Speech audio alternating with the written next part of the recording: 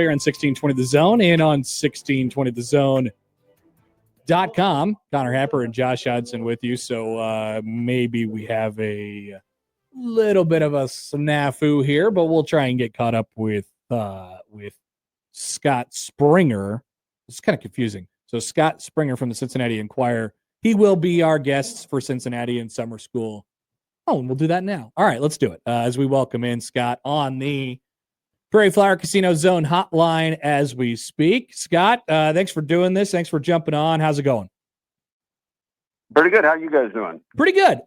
So am I right in saying that there doesn't seem to be a consensus on what year 3 will look like for Scott Satterfield at Cincinnati in 2025? Yeah, I would say not really. It's kind of confusing, in year 3, everyone's expected to be better. And I think they're for sure better. Just got done watching practice. They look a lot better. They're taller, faster, all that type thing. But, they're going against one another. So it's a matter, can you mix all these new portal guys and your new freshmen and all that into a team that can come out and compete against a very good team who has a coach who historically does really good in year 3. So right now, I think they're better. I expect them to compete in the game. I don't know if they can win it or not.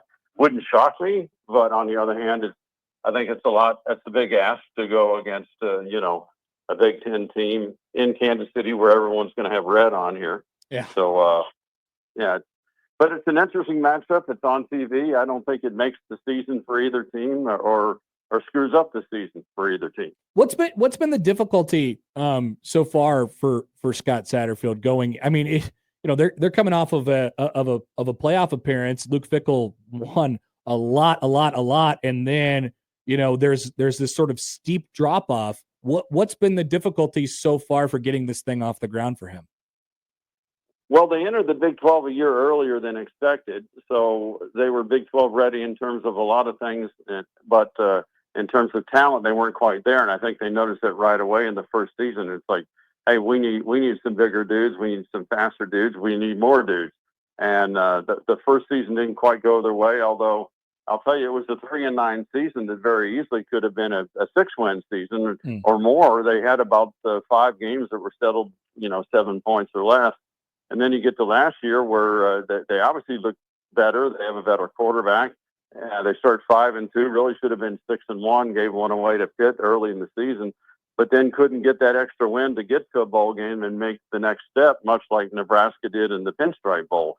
So the 2 teams are on similar tracks. I don't know if that's a fair comparison or not, but I think all expectations are for this team to be better. At the very minimum, get a bowl game. And I think the fan base is going to want, 7, maybe 8 wins to be comfortable. Now, in a lot of places, 7 or 8 will get you fired, but right. Here they're a little bit more demanding. Well, it's fascinating looking around and putting it in context, Scott, with the rest of the Big 12. I mean, it's just it's a big jumble. And then, of course, you have everybody using the example of, well, Arizona State, nobody thought much of them last year. They won the conference and they ended up in the college football playoff and making some noise there. Like, I don't know that anybody is dreaming that big. Maybe they are, but when you look around at sort of the jumbled nature of the Big 12, you got to think that Cincinnati's got to think that there's some room to make some noise if things break the right way. Am I wrong about that? Oh, no, not at all. I mean, they say that they were pointing toward this year in terms of the talent and everything that they got, and they had a really good year in the portal getting guys. And quite honestly, there's a lot of pressure in big boy football, so Power 4 football. And if the coach hasn't got to a bowl game in year 3, the pressure comes on. It's just the nature of the beast. The 5-year plans are out the door, and you best get it done in 2 and 3 tops. So I think they have a team that's going to look a lot better. I think the schedule's interesting. They still have 7 home games in addition to the game with Nebraska at Arrowhead. So they miss a lot of people. They miss Arizona State this year on the schedule, but although they did beat them last year. And they miss Kansas State. That's another team. I know the USA Today coaches poll just came out today, and Arizona State's 11th and Kansas State's 20th. And they do play Iowa State, who's 21. They miss BYU, who's 23, and they miss Texas Tech, who's 24. Now, how accurate is that? I don't know. I mean, Right. I've had to vote preseason polls, and I'm never comfortable doing it. But it's just something that you have to do. You know, whatever gets you a click or two, you go at it. It could be hard. I think it would be especially difficult for this league, which is maybe part of the reason why they did away with their preseason poll from the conference in general. Well, I had an AP vote for a while, and man, that was interesting. The fan bases, they come after you hard if you don't put them in or you drop them down. I've had some people, like, you look at their Twitter bios and it tells you what a great citizen or Christian that they are, and then they send you a nasty email. It's like, well, I don't know what book you're reading there, but that's not in mine. But that's part of the, criticism is part of it. So, and fan bases they're fanatical, as they tell me. No doubt. From a personnel standpoint, Brandon Sorsby he's proven himself as a pretty good quarterback now. What's the next step look like for him going into his fourth year of college football? Maybe a little better decision making, but really, if you look at what he's done, even before he got here at Indiana, he threw 15 touchdowns with only 5 picks. Last year, he had 18 touchdowns with only 7 interceptions, and some of those came late. Had a terrible game against West Virginia where just some mistakes just handed them the game. And, there were a lot of games where Cincinnati's outgained their opponents dramatically, and things like that cost them the game. So I think he's matured. He certainly has the team behind him. He's the leader. He looks better than ever. They, redistributed his body in terms of the weight room and all that. And so he looks the part. They've got better receivers, in my opinion, faster receivers. They do have a new running back, but he's the guy that was in the Big Ten. Actually, he played against Nebraska. Yep. Tawayu Walker was with Wisconsin last year, and before that, actually played a game here when he was part of the Oklahoma Sooners. So he looks pretty decent. He's faster than people think. Some true trunk legs, and Evan Pryor's a guy that was here from Ohio State, played here last year, kind of a home run threat. So I think they're all right in the running game, the passing game, and defensively, the linebackers and defensive line, I think, are looking pretty decent. But the question would be the secondary, where, they had a coaching change last year. And so they brought in some new guys who have done it at other places, but they haven't done it here. So, and I would imagine August 28th is a pretty good test against Mr. Raiola. You mentioned the running backs. What's that split and the roles look like between, I assume we're just looking at specifically those two guys. You mentioned him Pryor and then Tawi Walker, the transfer from Wisconsin. What's that look like in the early going, and what do you expect it to look like in 3 weeks? It looks to me like Walker's the starter, and Pryor will get in for some plays, much like last year, similar to last year. They had Corey Kiner last year, who was a back-to-back 1,000-yard rusher. And Walker looks more the part, maybe more durable. Not a knock against Pryor, just two totally different runners. And then there's some guys that Chance Williams was a transfer from Grambling State. He didn't get a whole lot of time last year and then was injured. And some guys behind him that played good in spurts. Manny Covey got in against Texas Tech when Kiner was hurt, scored a couple touchdowns, mainly on pass plays, but they were like short pass plays that turned into, long gain touchdowns. So, and these are guys that have been here a couple of years, so they're ready for their chance. Defensively, what are we expecting? I mean, there's a bunch of turnover. I mean, you mentioned the wide receivers before, turnover there. But let's talk about the defensive side where there is some more additions I think that people are excited about over on that side. What do you expect the defense to look like as we go into 25 here? Well, Dante Corleone is back, and he's healthy. Last year he had a blood clot issue in his lungs, and they had to hold him back, and he couldn't practice and didn't play to the second game.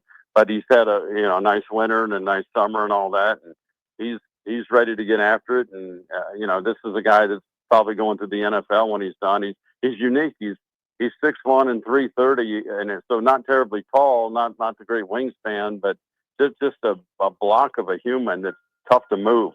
And then you got a couple guys that would have started last year on the defensive line that were injured, and they had terrible injuries on the defensive line, so they missed a lot of guys that are now back. And so that's looking promising. The linebackers are pretty strong. You get 3 starters back. Jake Goldie, transfer from Central Arkansas, played last year. He did make the freak list. I guess the athletic guy puts out the freak list. So Cincinnati had Corleone, Jeff Caldwell, who's the receiver from Lindenwood, but a 6'5" guy that can go get the ball. And then Jake Goldie, who's 6'4", 240, and runs very fast and makes people hurt on tackle. So he's back. Jack Dingle's another guy just like him.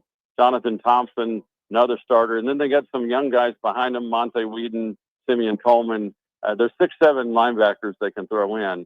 And then in the secondary, Matthew McDoom out of Coastal Carolina is a nice pickup that they got. Really fast. They wear these catapult things, which, for lack of a better term, they look like a sports bra, but they can time them, and he's gotten up to 23 miles an hour, which I think if you do the math on that, that's like a sub 4.340. So he can move. Just, hopefully he's getting in front of the ball and not chasing somebody that got past him. Right. Go ahead, finish that thought.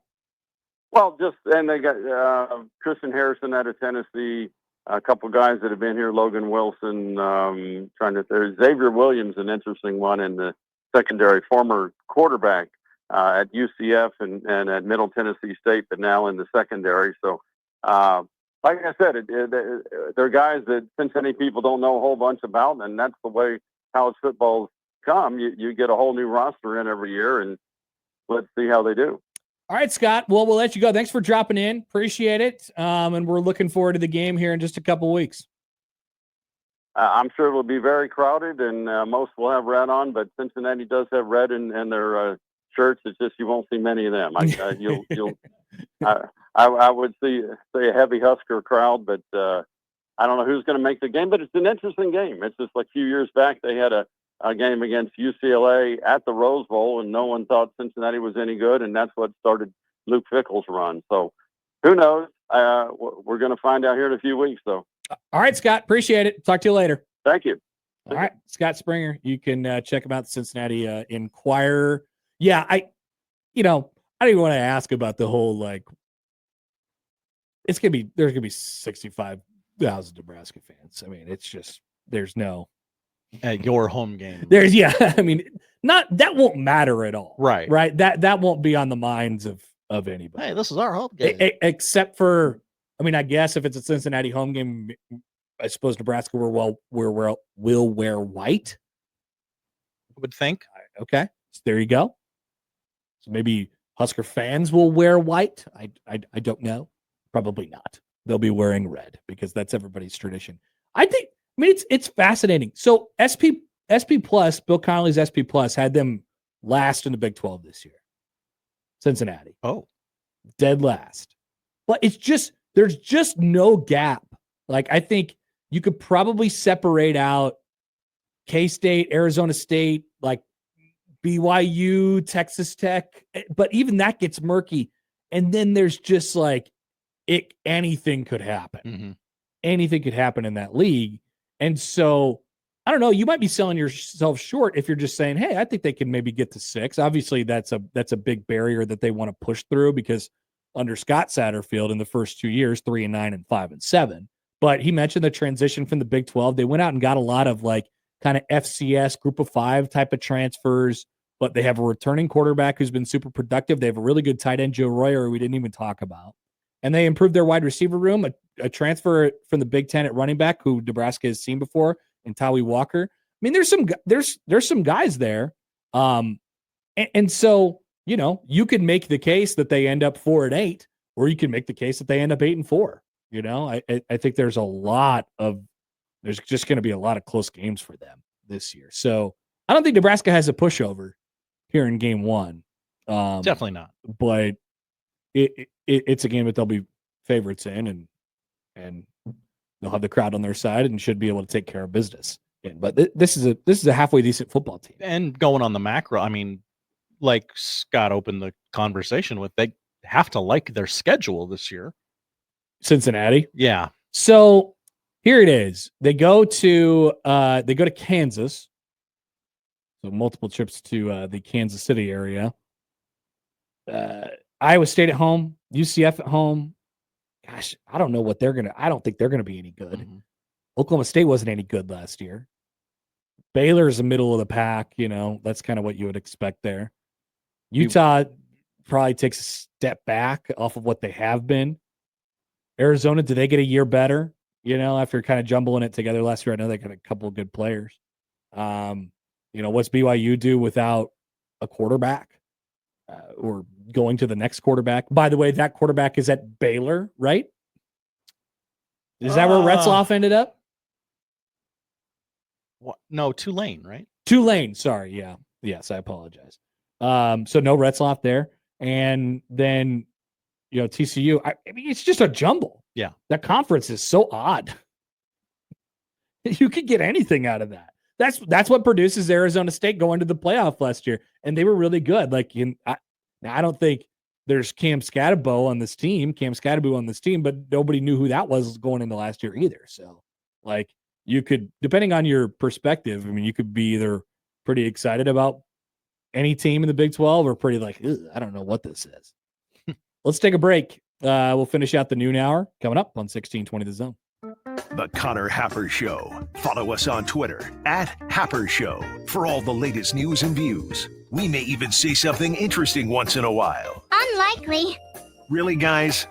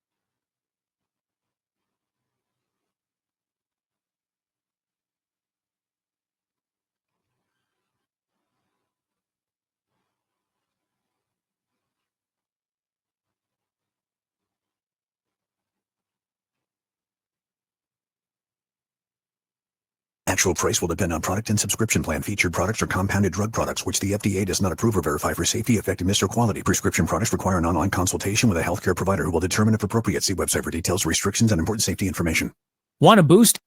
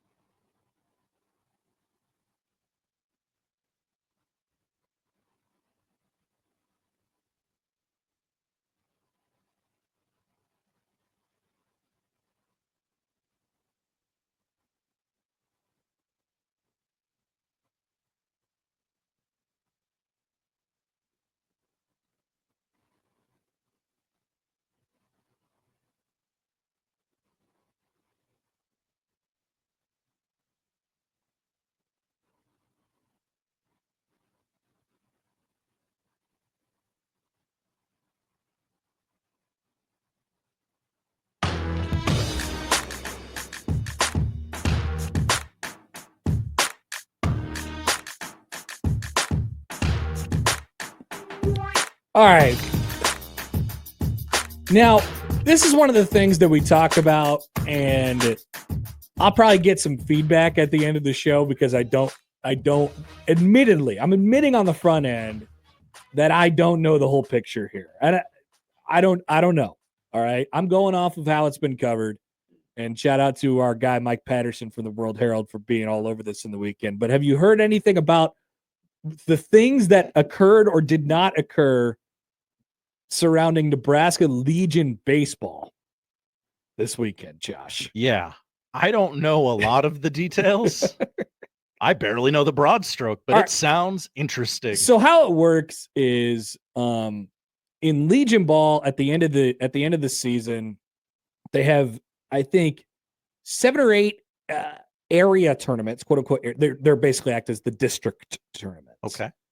And then the first and the second place teams in those area tournaments go to one of 2 state tournaments. So there's a American Division state tournament and a National Division state tournament. There's 2 state tournaments. And then at the end, the National and American state tournament champions will play each other for the Nebraska state title game, basically. AL meets NL in the World Series. But both of those teams who are representing Nebraska will go off to a regional tournament, a central, Okay. and then the winner of the regional tournaments get on to the American Legion World Series, which happens in North Carolina at the end of the month. Just so you have a picture of kind of how it works. All right. So forgive me to the sponsors. American Legion teams, they generally are made up of kids who played on the high school spring ball teams. Then they just get a sponsor for the summer. And so they're all sorts of different Hey, things. we're Larry's Car Wash. Yeah. Well, you're all the kids from one particular school. I am not going to mention the sponsors' names in these, Thank you. just to keep it straight in our heads. Okay. I feel like naming them by the school makes it easier to comprehend, makes it easier to understand.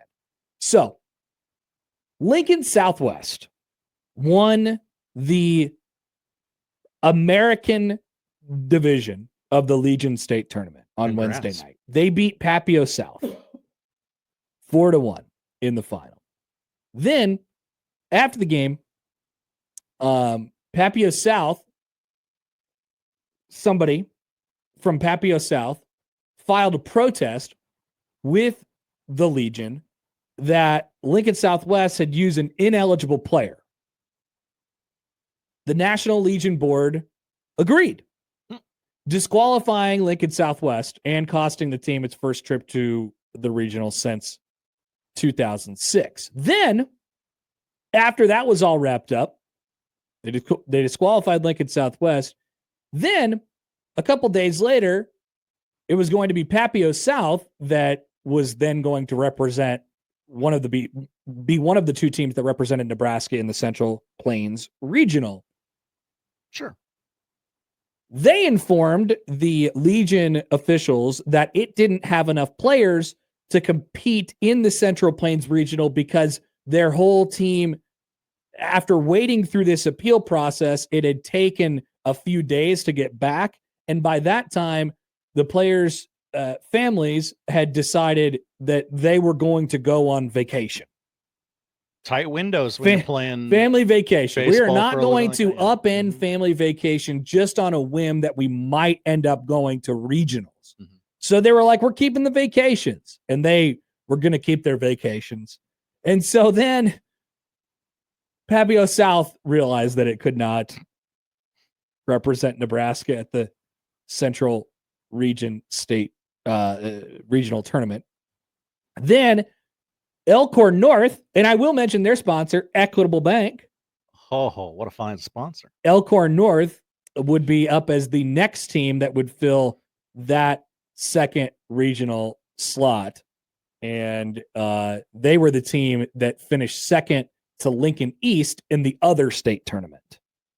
Oh, okay. So okay. they will be taking the spot, and they will be joining Lincoln East in Fargo. But this wiped out this whole state tournament national champion, state tournament game it was supposed to be Lincoln versus Lincoln. It was in Lincoln, and it was going to be this big thing for Lincoln. Like it would have, a lot of people would have gone, Sure. and it ended up not happening because the protest originally by Papio South, who was like, hey, they had an ineligible player. Apparently it falls under the rule of the player had played competitively for another team, not another Legion team, but another, they have traveling prospect league teams. And you can't do that in the same summer in which you're going to play for, which it doesn't get protested unless they're the team who wins. Right. So, right. They get called out on it, and there you go. And sounds like a bad deal all around for basically everybody in this situation. The term bleep show came up quite a few times. Yes. Now, Mike Patterson from the World Herald, he talked with a couple representatives from the American Legion, and basically the idea was like, hey, this kind of happens where there's a guy who plays on multiple teams, but it never really gets called out. It never really gets protested. In this case, it was high profile because they had won the actual game. And then the team that protested, and therefore the beneficiary of the protest, was not able to actually do the thing that the reward that the protest gave. So that you might be asking why did they do this? What was it all for? I don't have the answer to that question, Josh. I don't have the answer to that question. I'm not sure why. Attention, moms and dads, if you just wait 5 to 7 business days, we'll get a ruling on this, and then we can go play. I think we're good, coach. It's I will say this, from understanding how high school baseball kind of works. I think it's probably a difficult time for Legion ball right now, just because there's just a lot of good players around here, and they all want to get noticed, right? So they want to play college ball, and a lot of where the easiest way to get recognized is to be on one of these summer traveling prospect teams where you're going to places where there are scouts and coaches. It's difficult for those coaches, although you can do so, especially if you're local and you make the effort in doing so, to show up at Legion games and get a really good picture of what the player is all about. Maybe they're not pitching that day, or maybe they're not playing, whatever it might. Maybe they are gone because they're on family vacation or something like that. Now, obviously, you make contact with the player, but I think Legion ball is probably in a little bit of a tricky spot at the moment, and so to have this is pretty. I would imagine it's pretty disappointing. So the Legion representative said a lot of people were looking forward to that, the Lincoln versus Lincoln game. It was going to be at Den Hartog Field in Lincoln. Omaha teams have dominated for so long. So for two Lincoln teams to have been playing was something that was a really big deal. I've never seen anything like this in the 20 years I've been on the job. Well, I think there have been some hard lessons learned, and it will help us avoid something like this in the future. So